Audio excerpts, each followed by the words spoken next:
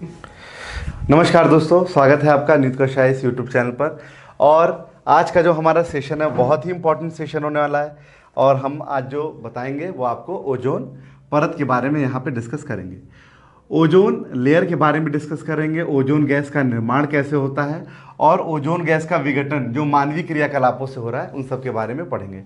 ठीक है, तो इन सभी चीज़ों के बारे में आज हम यहाँ पढ़ेंगे। तो ओजोन लेयर, ये जो सेशन होने वाला बहुत इंपॉर्टेंट है और आपकी आगे आने वाली जो परीक्षाएं हैं, खासकर अभी जो यूपी पीसीएस का पड़ेगा, फॉर्म आ चुके हैं बच्चों, और इसका फॉर्म जो है भर दीजिए। और जो है उसके लिए एनवायरनमेंट एक बहुत ही इंपॉर्टेंट रोल प्ले करता है, किसी भी एग्जाम के लिए वैसे तो प्ले करता है, पर इसमें एक सेक्शन आता है, कम से कम 10 से 15 या 20 क्वेश्चन तो आते ही आते हैं।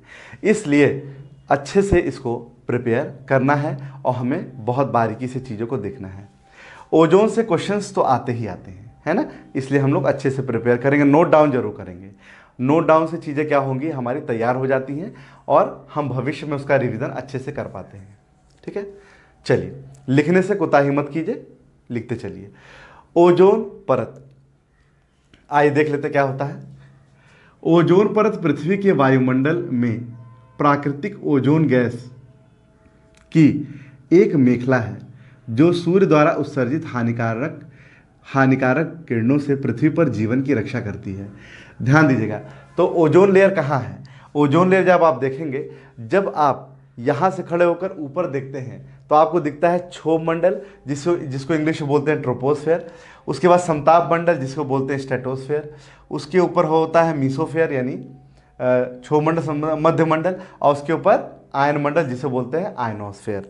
यानी हम ये देखते हैं कि इसको मैं बताऊं, ओजोन परत या ओजोन गैस को बताने के पहले मैं थोड़ी सी जानकारी इसको आपको यहाँ पे आपको दिख रहा होगा चित्र, इसके बारे में मैं आपको दूंगा।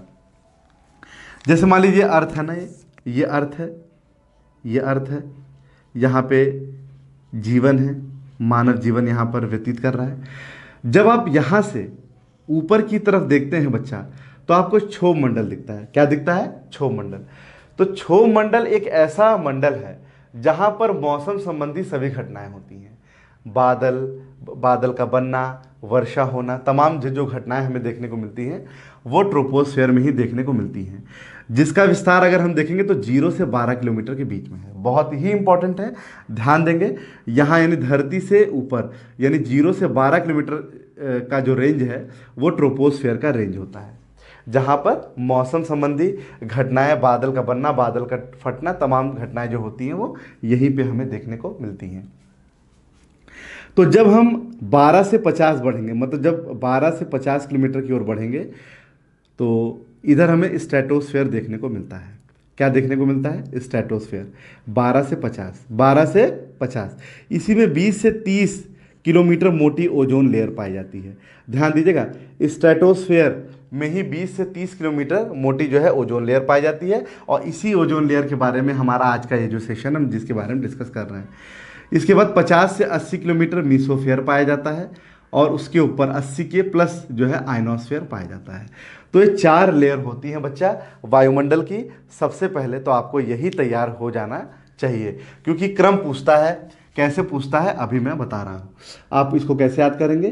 त स म ई, तस्मई। इसका कोड क्या है बच्चा? तस्मई। अच्छे से याद करिए, मेरे साथ याद करिए। तस्मई, तस्मई मतलब त से क्या है?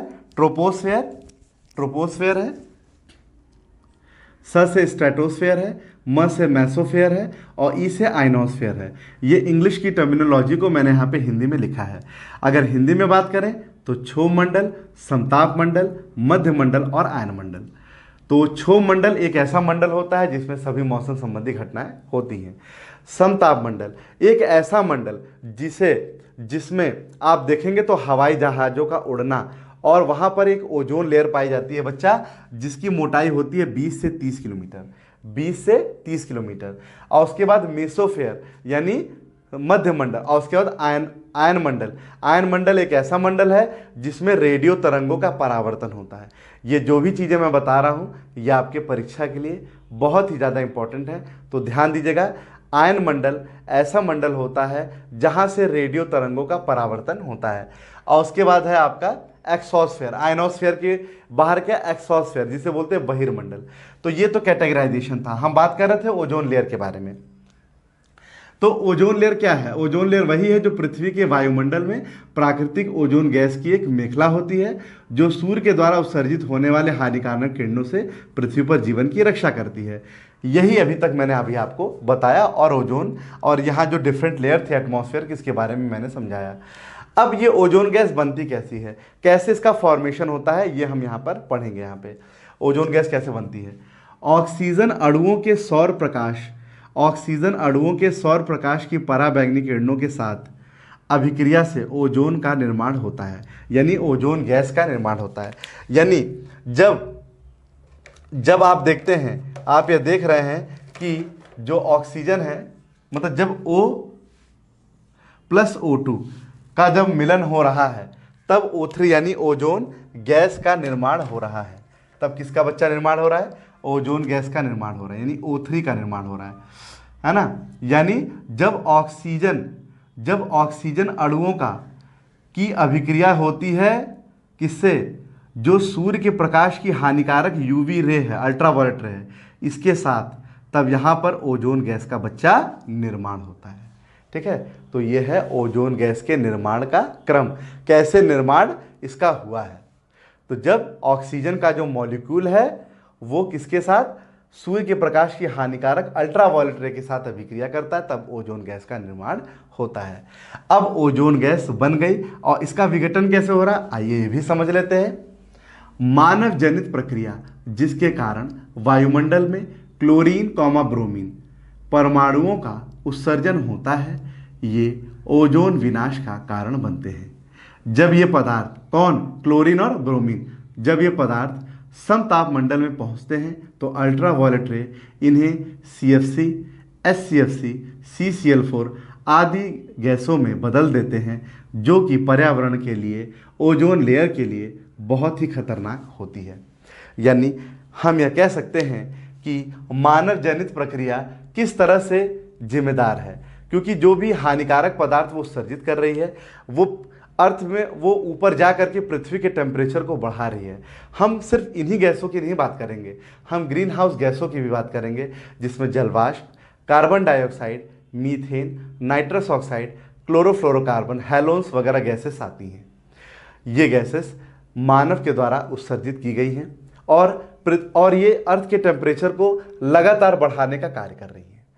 और जिस तरह से चल रहा है, इसके परिणाम स्वरूप जो हिमटोपियां हैं वो पिघल रही हैं, वैश्विक ऊष्मन हो रहा है, पृथ्वी का टेम्परेचर बढ़ रहा है, और परिणाम स्वरूप समतापमंडल में जो ओजोन लेयर, जिसकी अभी मैंने आपको बताया, जिसकी मोटाई लगभग 20 से 30 किलोमीटर है, वो धीरे धीरे घट रही है। उसमें धीरे धीरे क्या हो रहा है? धीरे धीरे जो है उसमें छेद हो रहा है।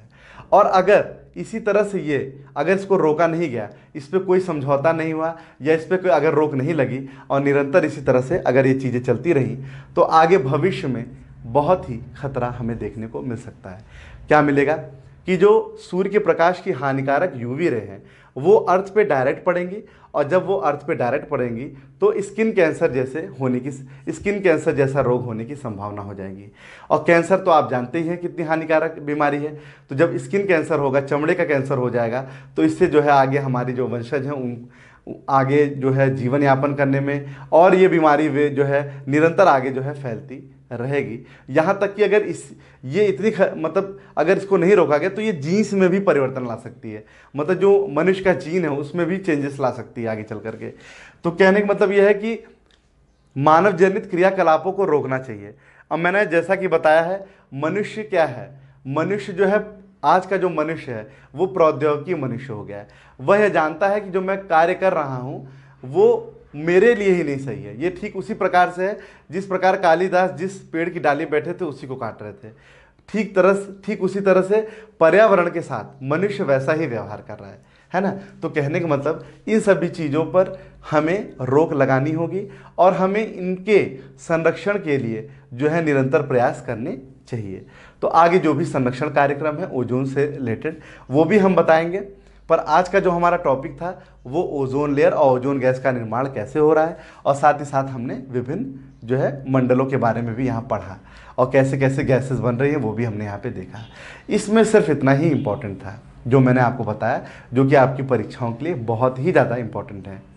यहाँ से बच्चा जो क्वेश्चन बनता है वो एक चीज़ और बता दूं, जो भी बनेगा वो आपको स्टेटमेंट एंड कंक्लूजन में क्वेश्चन बनेगा, ठीक है। दूसरा एक पूछ लेता है, ओजोन परत संरक्षण दिवस कब मनाते हैं? 16 सितंबर को मनाते हैं, ये बहुत इंपॉर्टेंट है।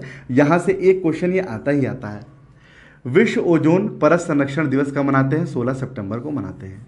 अब यहाँ से स्टेटमेंट एंड कंक्लूजन में बनता ही बनता है। साथ ही साथ यहाँ जो मैंने आपको बताया है, एक प्रश्न पूछा गया है, सभी मौसम संबंधी घटनाएं, बादलों का बनना फटना कहाँ होता है? ट्रोपोस्फीयर में।